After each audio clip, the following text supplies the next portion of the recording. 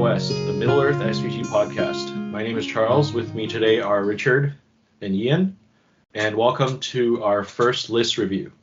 So our patrons have sent us some lists to review today, so we'll be reviewing 5 different lists. If you're interested in more content and some perks, check out our Patreon page. The link will be in the description. We appreciate all of our supporters. Check it out. The first list that we're going to review today is from a patron named Onni. He has sent us a list that is Lothlorien and Numenor Alliance. So just go over the list quickly. In the Lothlorien list, we have Galadriel leading 1 Galadrim Knight with shield and bow, 8 Galadrim Warriors with shield, 3 Galadrim Warriors with spear and bow, 4 Guard of the Galadrim Court, and 2 Wood Elf Warriors with bow.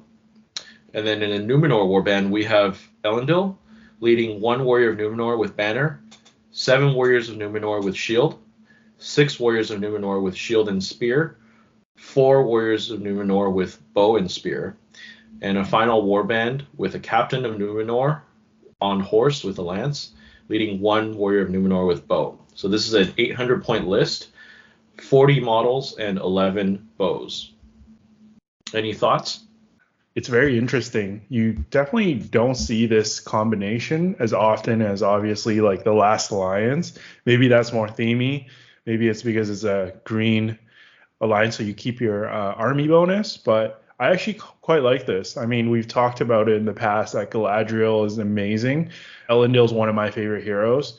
And the Captain of Numenor is... yeah, it's such a value captain profile. I would say that I probably would prefer Galadriel as the leader here. I think in most scenarios, she's probably the better leader. You can just throw Elendil into combat. I mean, the only thing is Contest of Champions, right? And I would just say don't play around that. Yeah, if there's a veto system or pre-select, like a lot of events you go to, you're not going to need to have the leader that can kill. But my one suggestion would maybe be you can afford to drop like 2 guys, and then you can use 10 points from that to upgrade another Galadriel to a knight, and then the other 10 points to give Elendil the shield and the Captain of Numenor the shield, and maybe the heavy armor as well. I think you want to have him up at that D7 level because you only have a couple heroes in the list that can fight, and a fight 5 D7 captain is really good at just like being a roadblock if you need it to, as well as the hitter when he's like still mounted with a lance. Yeah, I feel like he has a little bit of aversion to shields here. Like the Warrior of Numenor with banner, definitely take a shield on that one. And then I would even say, as much as I know like people like min-max with like the spear and bow combo, I don't love spear ranked on the elves with no shields because, you know, you think you have like a D6 like front line, but you'd be surprised at, you know, if you get unlucky, you lose a couple of the front line elves first, you know, your second rank is going to fall really quickly. I agree with everything you guys have said. I don't know if I would add more cav to this list just because I think 40 is a nice rounded number. I think going below 40 is fine because you're sort of an elite army, but I kind of like the numbers as they are right now. I think the only suggestion I would make is maybe bulk up the captain's warband a little more. I like the idea of having like a 1 drop or a really small micro drop, but I think overall in this scenario, it'd be better if he had like 6 to 8 guys in his warband, just so you're less likely to be screwed over in Maelstrom. I think I would give this list a solid Valor. I think you could go to a tournament in this list, and in most situations you would have the tools to deal with whatever is in front of you. Yeah, I've actually wanted to play this kind of alliance for a while. I just haven't really gotten around to it, but I do think there's a lot of potential there with the command from Galadriel and the fact that you have a hero who is strength 5 +1 to wound and can hero combat for free. Like those two things together just sounds really good. Bow limits.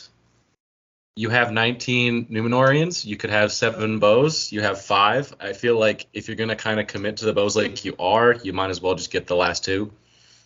That's a simple swap. And like, yeah, the Numenorians at D4, it's not great, but you have the Blinding Light to protect them from being shot back at, so it's not the worst. That's a small thing though. It's not big. Maybe it's limited by the collection that he has. I don't know.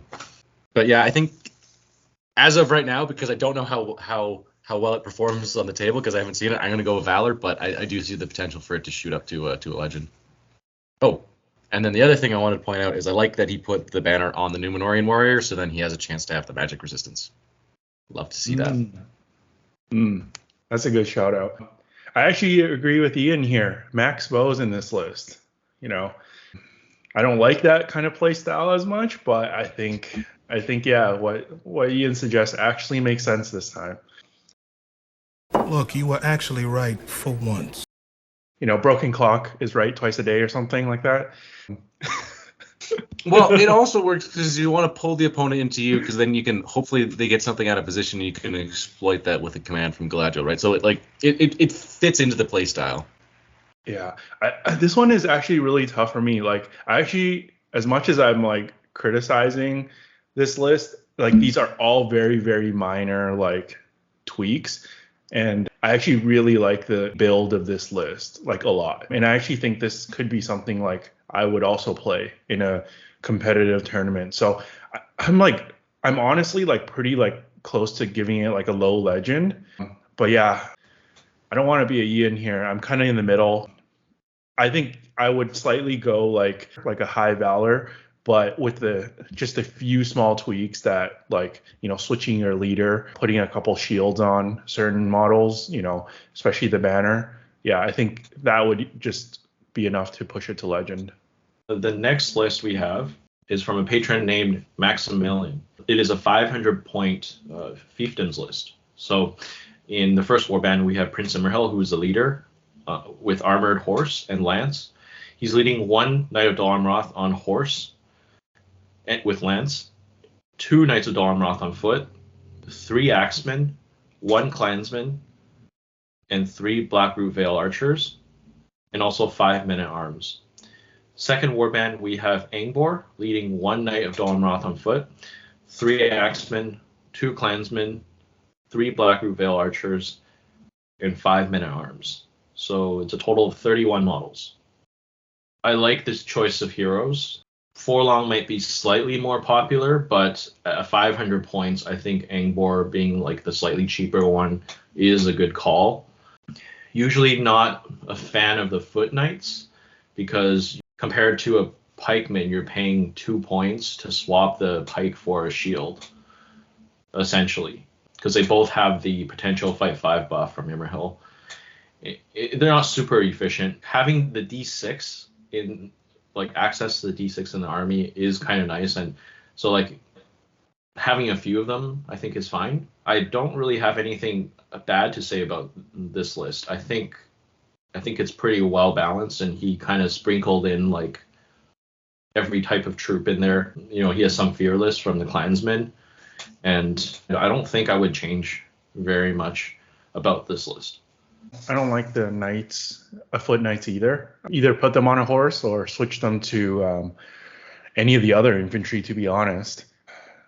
Angbor, this is a tough one. I know he's not popular at all. Like, it's funny because like we all like him, but I think talking to other people outside our group, it seems like he's pretty underrated. I would say that in this particular list, I am a little iffy on him because he gives the clansmen the banner rerolls. And you don't really need that with Imrahil. It feels like kind of a wasted bonus. So, I mean, it's a good amount of models, but I don't know. I feel like Forlong would be kind of scary here. You would still be more than average, over 25 models, and then you would have these 2 beefy mounted heroes. So, as much as I like Angbor, I don't know if, Forlong might be the better pick here. I don't mind the Angbor pick. I think it would be better if the composition was different. You drop 3 axemen, so you go down to 28 models, and then with those points you can upgrade all three of the foot knights to mounted knights. So then you have like a nice component of maneuverability in this list, because it really does lack it aside from Imrahil, right? You don't have any march, you don't have any speed other than the cavalry. So you want to have like a little contingent of cavalry. And then on top of that, I would maximize the bow count. Again, because just you are kind of limited, like with movement and stuff, and like, I mean, he's got the honesty bows, but your defense is low enough anyway, and because you have Angbor in there, they're going to be passing courage tests, like auto passing courage tests if they're near him anyway. So their courage 2 isn't that much of a downside, and they still are very good archers. I mean, other than that, I think it is pretty solid if you made those changes. And the other thing that is nice about having Angbor that we haven't really talked about is that Hammerhill's banner is huge, but it's not. If he's like off on a flank, it's not going to cover the whole table. If Angbor goes off somewhere else, he can still take a contingent of guys, and you're still going to have a nice little reroll there, and a strike. I mean, he's got the two-handed weapon. So he's not the greatest fighter, but as long as you play smart with him, it's a reliable contingent that can fight by itself. It's a solid list. It's not just a two-handed weapon; it's a broadsword. So basically, just roll 6s, then you'll be okay. Yeah. The game is way easier if you just roll a ton of 6s. I think I give it like a valor if the changes was made to have at least more than knights. The archers, sure, take it or leave it depending on your playstyle, but I think at least that little swap to get the little contingent of knights, that would bring it up to a valor for me.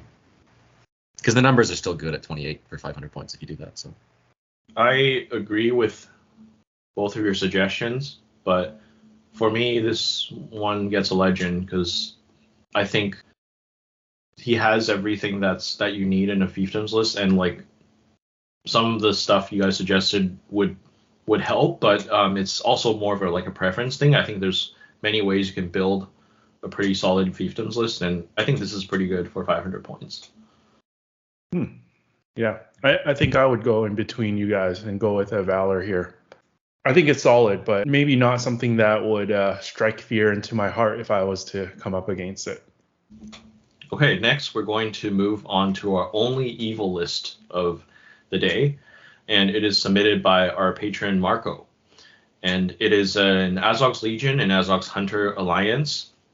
So from the Azog's Hunters portion, we have Fimble the Hunter, but he's leading 6 Hunter Orcs with bow and 6 Hunter Orcs. Okay, so actually just calculate the warband. Fimble does not have the warg. So this is Fimble on foot.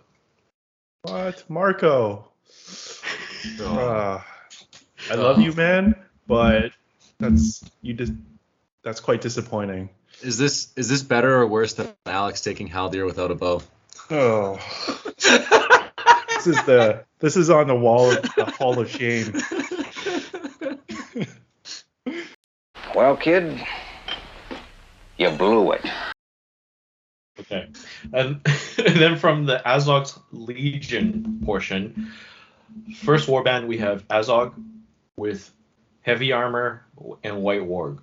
In his warband, it's a full warband of 18. He has 3 berserkers, 7 Gundabad orcs with spear and shield, Gundabad orc with banner and shield, 6 Gundabad warriors with a shield, 1 ogre, and 2 warbats. Third warband, the Goblin Mercenary Captain, and in his warband there are 12 mercenaries. So this is a total of 800 points, 44 models, and 6 bows. Honestly, he came back. He came back from the no warg on Fimble.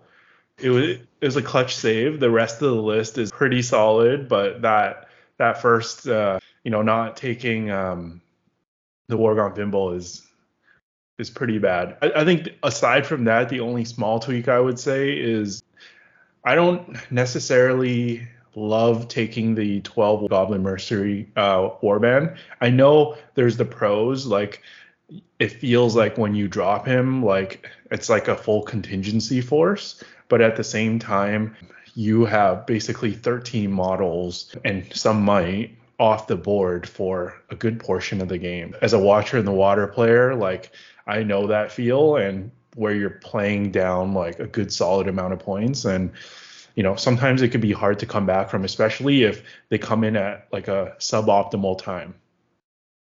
Yeah, it's not just that, but also you have to deploy the whole warband wholly within the terrain. So the bigger the warband you have, the less terrain options you have to deploy as well. I've seen a certain opponent struggle to deploy all 13 models, and they ended up only being able to pick the largest terrain on the board, which their opponent saw coming. Yeah, that's a great point. So I would say probably lean towards maybe 3 to 8 would be probably optimal. I think mercenaries are 5 points each, right? Drop 4 of them. Get the ward for Fimble, and then use the rest of the points to buy spears for all the other Gundam. That's probably the way I'd go. And then I think it's pretty solid. Honestly, with that change, it just instantly gets into a legend. Because the rest of his warbands are also maxed, so it's not like he could swap the mercenaries for more guys. So yeah, I agree. Just drops a few guys to get the Worgen, more gear for your warriors, and this list would be as good as it gets, I think. How much of a penalty are you guys giving for not having the Warg? It's such a simple change. Like I wouldn't. It's a big deal though. It goes from a legend to like a weak legend. Because Fimble's a fight 5 guy, right? Yeah, Fimble's fight 5. He doesn't even have many blades rules, so he's 2 attacks on foot. He's not even like a regular hunter or captain. Okay, fine. It's a valor, and then if he does what we said, he goes to a legend. You were so close. Yeah. Fine. Okay, fair enough. Yeah, it's worth dropping those goblins. Like 40 models when you have Big Bad Azog and like the bats and the ogre in there, that's fine. And so much D6, yeah, it's fine to go from 40 to 44 or 44 to 40. Yeah, that's the thing. Like with the bats and stuff, you're already really good on the mobility front. If you don't want to upgrade the war gear, you could always upgrade like an orc to a berserker or something like that too. I know it's a lot of Gundabad orc warriors that he had like in the army, and maybe some more hunter orcs would be nice. But they're all courage 3, and the berserkers I think are courage 6. So even though this army is entirely composed of orcs basically as the basic troops, for evil it actually has reasonable courage. Like it's got a few guys who can go in and charge the big nasties if they need to, and then the rest are okay. I mean the hunter orc portion's bad, but it's not as bad as other like only orc armies that don't have fury. Our next list of the day is from Max, the owner of MTM Printworks, and he submitted us a list that is Rivendell and Arnor Alliance. Personally, I know Max has been playing this alliance for a while. He's a big fan, and he just wants to get our thoughts on this list. So we have Elrond, who is the leader, leading 2 Knights of Rivendell, and he has armor and horse. And then a second warband with Círdan, leading 3 high elves with spears and shields, and 1 high elf with banner. And then in the Arnor contingent, we have King Arvedui leading 11 warriors of Arnor, and 3 rangers of Arnor with spear, and then 1 ranger of Arnor with no war gear. And then last warband is Malbeth, leading 8 warriors of Arnor and 4 rangers of Arnor. So this is a 750 point list.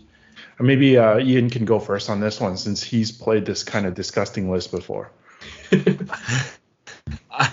I love this list. It's great. The composition is basically the same. It's just I had Glorfindel instead of Elrond, and then I also had a captain of Arnor at 800 points. So it's pretty much the same.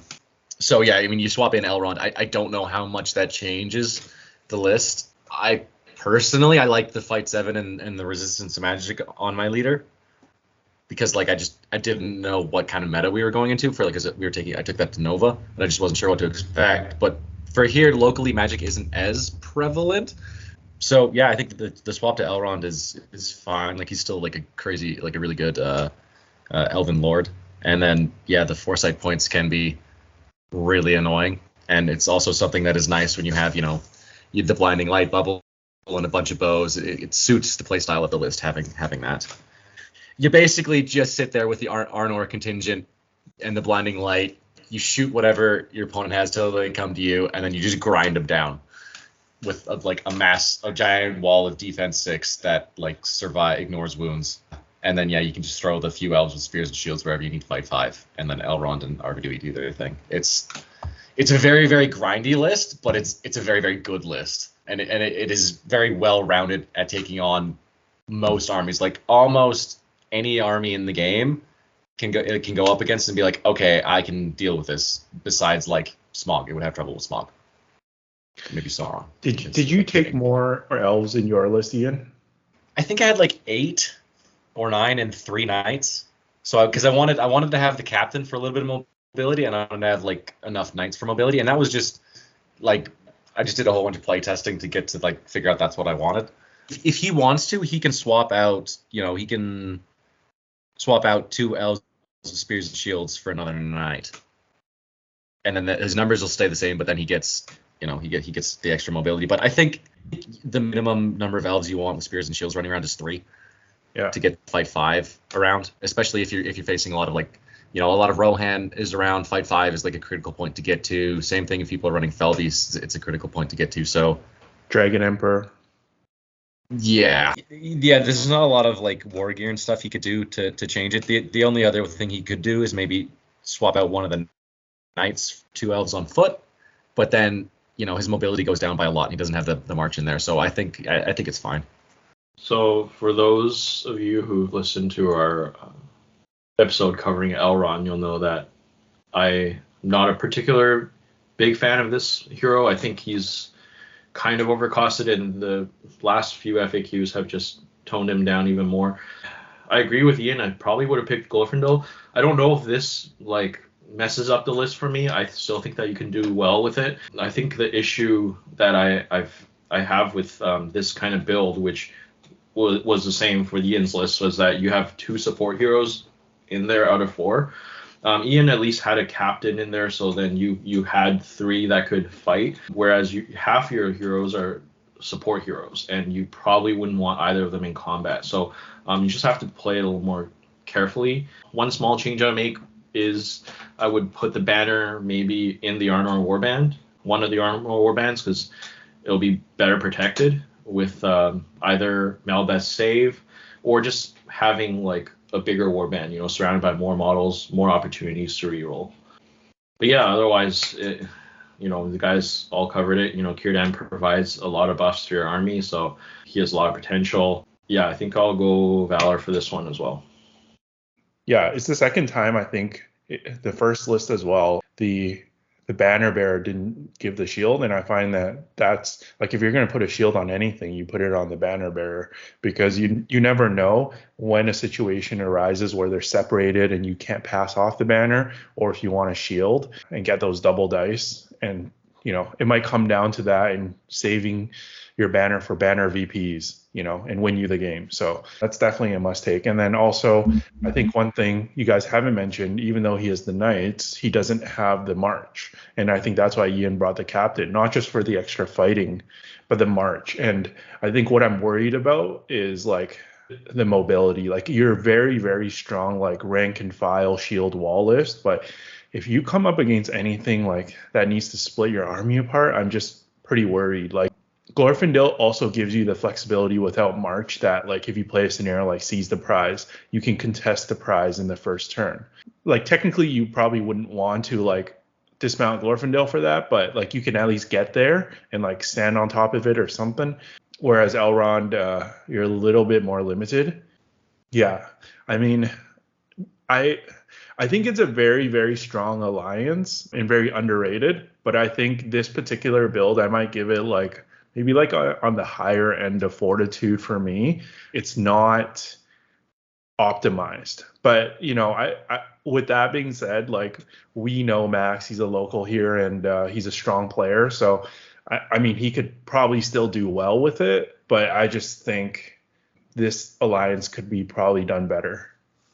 I'm not sure I agree with that 100%, Richard. I think it is pretty optimized considering it's 750. If you're playing in a veto system where you can get rid of the scenarios where you 100% need March, like seize the prize, then it's fine.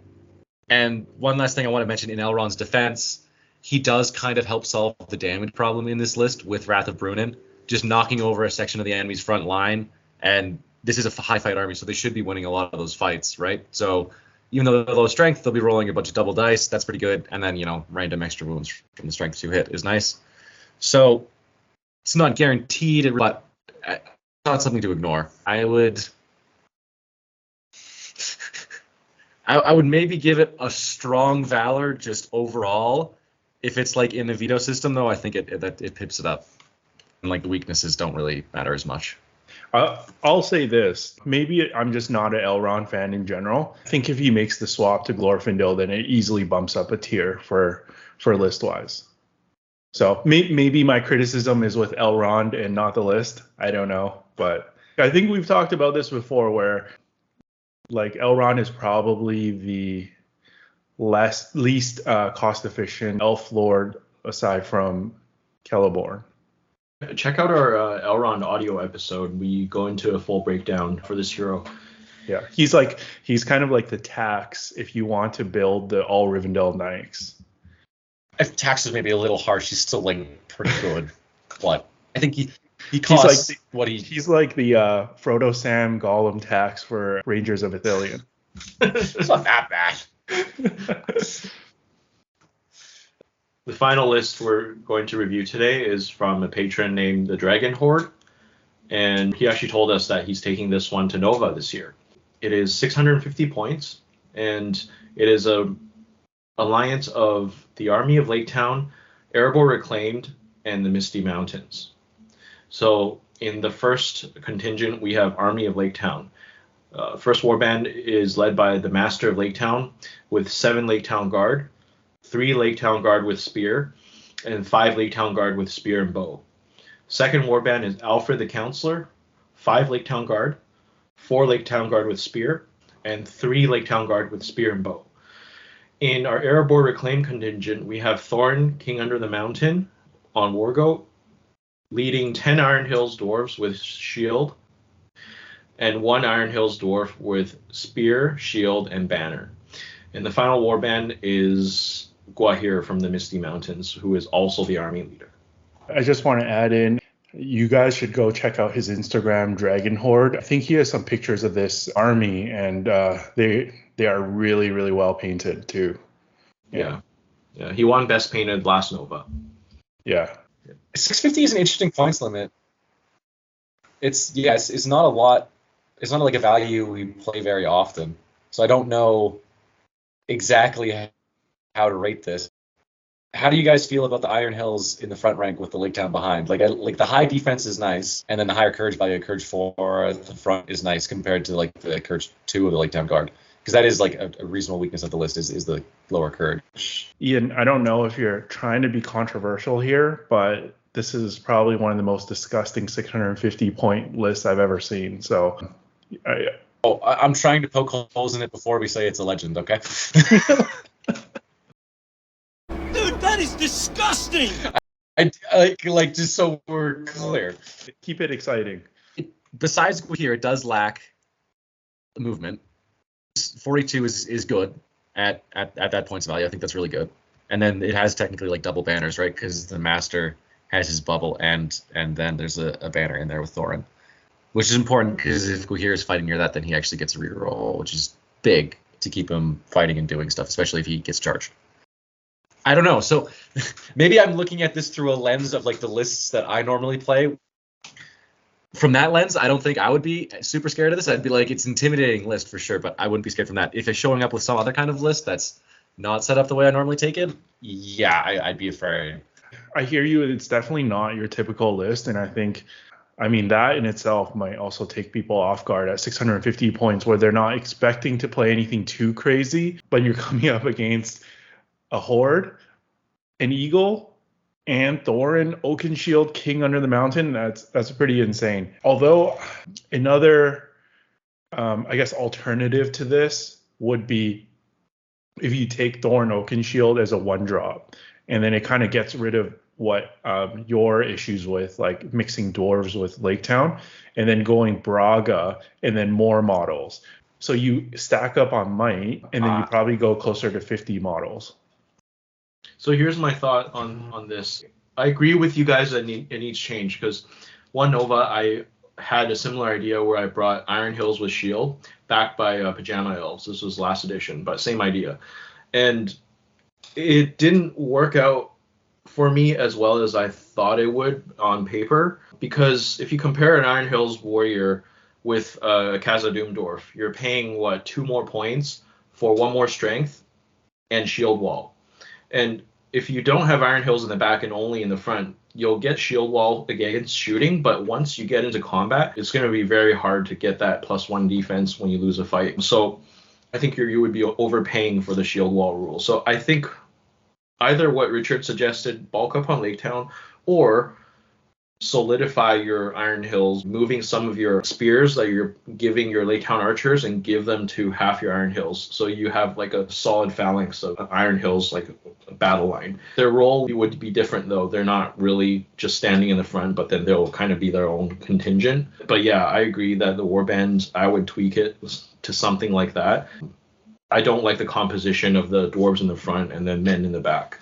I see what you mean, but I have played also dwarves and elves alliance before, and my thing is that you don't have to mix them, especially because these men, yeah, they're lower defense, but they have the same fight value. So I don't find it mandatory. Like, I think they can still fight on 2 different contingents. I think you just have to use the dwarves as like maybe the anchor for like the area where you think the heavy hitters will crash into.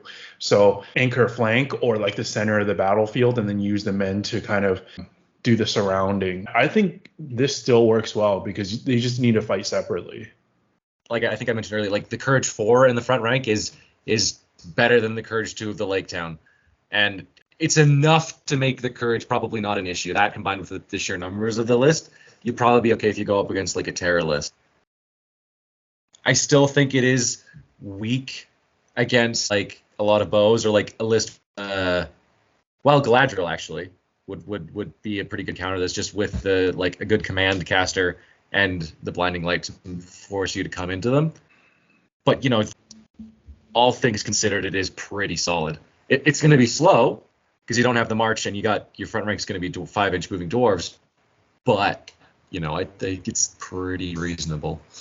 Yeah, Ian brings up a good point about shooting. So for those of you who've watched our Army of Lake Town episode with Andrew, you heard us talk about shooting a lot in that episode. This army has a surprisingly low number of bows. It's only got 8 Lake Town with bows, and I think one of the big advantages of allying in Lake Town is to have pretty strong shooting. So I would try to take advantage of that. So whatever amount of Lake Town you end up tweaking this list to have, I think you could go like 15, 10, at least 10 bows, just to mitigate your lack of mobility, especially since you don't have Braga, right? Your mobility is a little bit lacking. So having more shooting helps with that.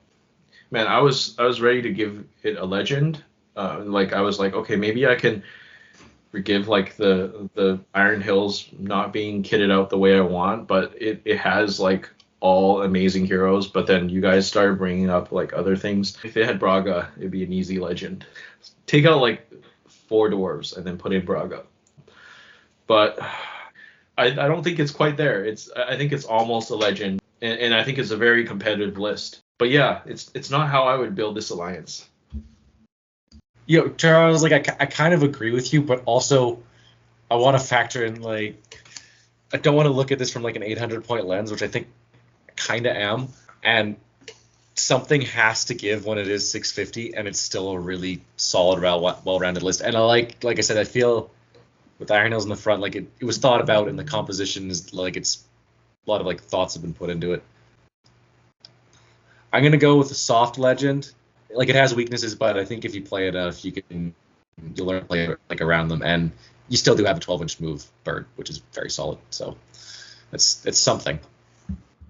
Yeah, I think you guys talked me down a little bit from this list. When I first saw this, I was like, oh, this is like just pure filth.